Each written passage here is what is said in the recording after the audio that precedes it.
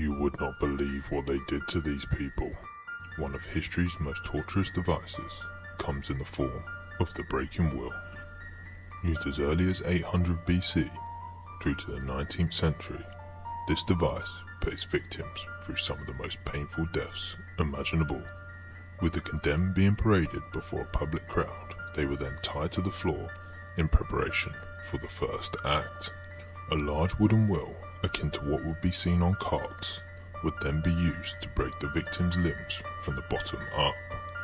These would often be reinforced with iron spikes protruding from the edge of the will, with the executioner forcefully dropping the will onto each limb. This first act served not to kill the condemned, but to inflict as much mutilation as possible. The victim's mangled limbs would then be braided through and tied to the will. In an act similar to crucifixion, the will and victim would then be raised onto a wooden pole. If the executioner was permitted to show mercy, it was at this point the condemned would usually be killed. This was most commonly through decapitation or garroting. However, in some instances, a fire would be lit below the wooden pole, leaving the victim to slowly roast.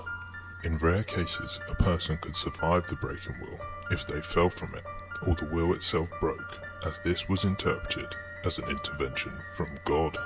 How do you think you would fare on the breaking will? Join us again for more of history's most torturous devices.